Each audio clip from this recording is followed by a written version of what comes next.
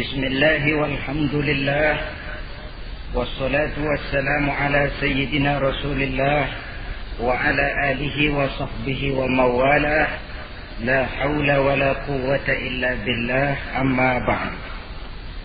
Saudara-saudara kaum muslimin rahimakumullah, suatu hari ketika baginda Rasul masuk ke dalam masjid, didapatinya seorang sahabat tengah khusyuk bertafakur di dalam masjid. Sahabat itu bernama Abi Dzar Al-Ghifari. Dihampiri beliau oleh baginda Rasul, kemudian ditanya, "Hai Abi Dzar, begitu khusyuk dan tafakur engkau di dalam masjid, gerangan apa permohonanmu kepada Allah di tempat yang suci ini?"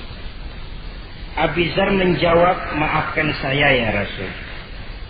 Saya dari tadi di masjid di sini ini bukan berdoa. Lalu wirid juga tidak. Iktikaf ya setengah iktikaf.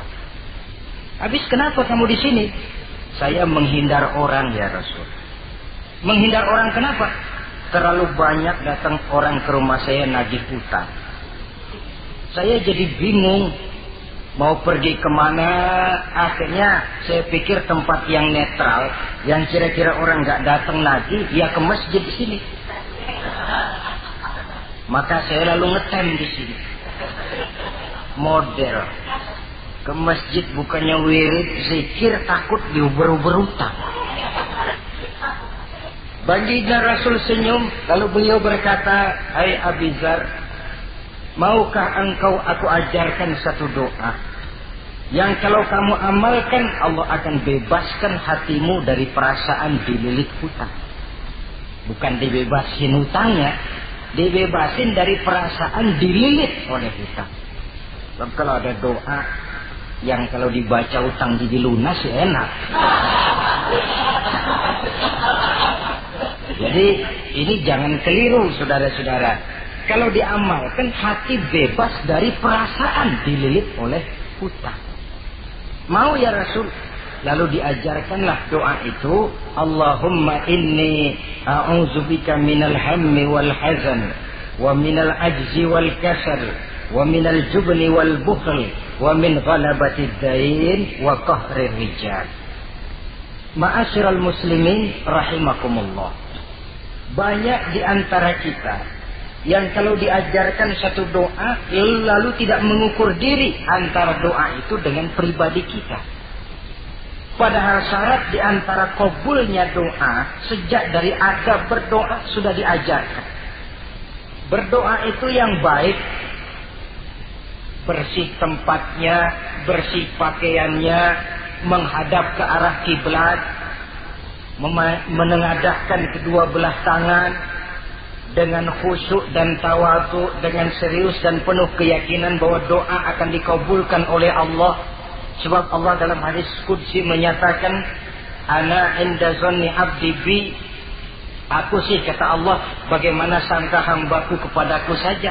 Kalau dia sangka baik, aku baik. Kalau dia sangka tidak baik, aku juga tidak baik. Bagaimana sangka hambaku?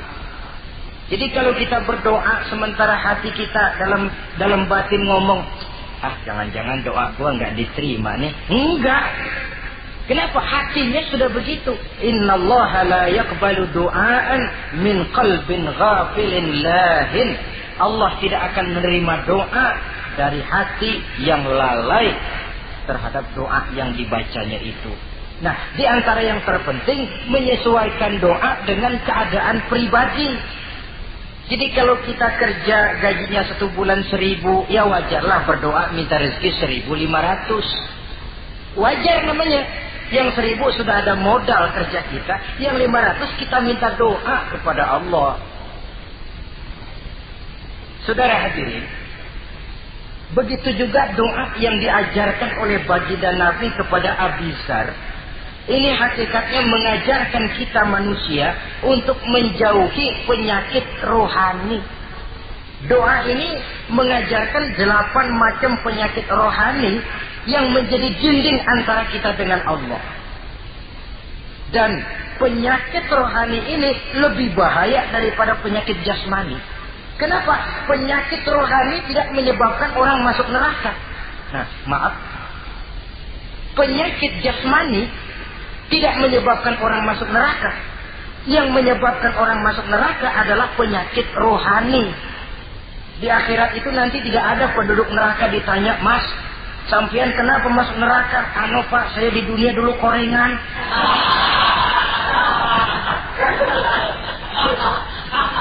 Itu korengan, liver, ginjal, darah tinggi, jantung, paru-paru basah, bengek, ampem. Penyakit-penyakit jasmani itu tidak menyebabkan orang masuk neraka. Yang menyebabkan orang masuk neraka penyakit rohani.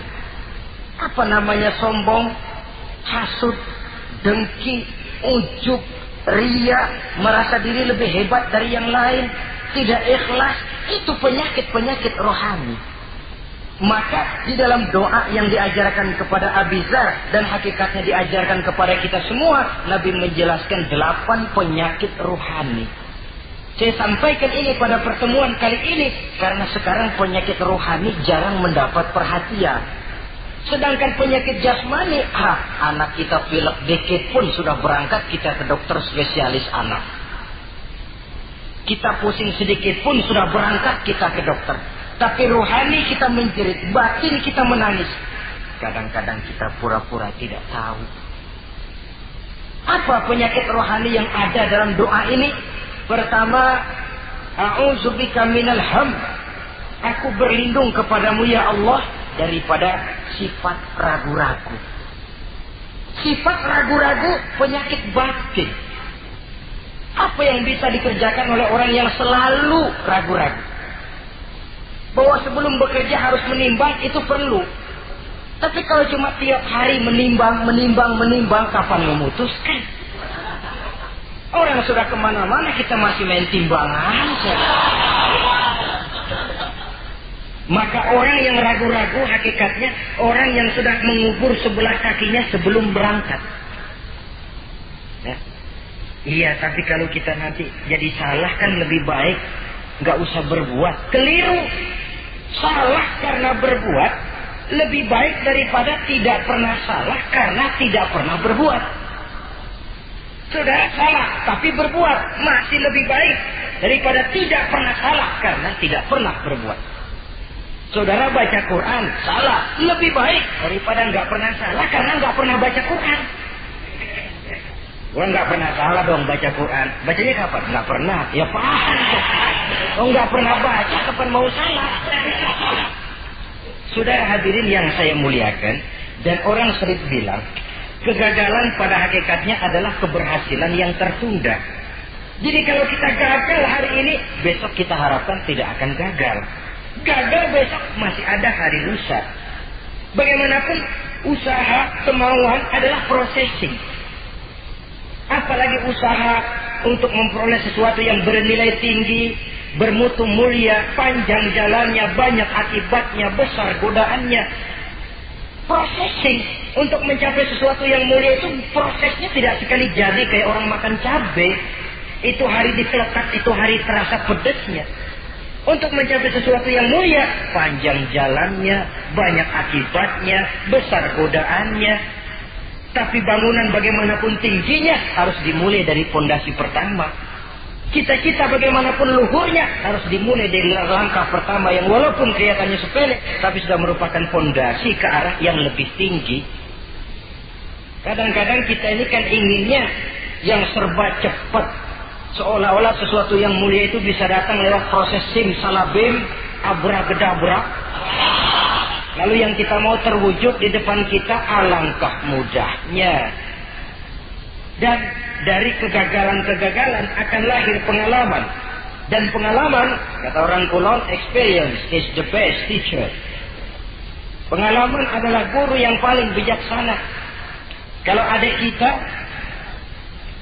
jalan di tempat licin, jatuh, besok dia lewat situ lagi, gak usah dipesen juga dia pasti hati-hati. Kenapa? Pengalaman. Kemarin gue lihat sini jatuh, sekarang harus hati-hati. Tapi kalau belum pernah jatuh, kita omelin kadang-kadang ngotot. Khawatir banget, sebelum juga jatuh, ngomel melulu gitu ya. Tapi satu kali dia jatuh, dia sendiri akan hati-hati. Begitu kegagalan yang kita temukan dalam hidup merupakan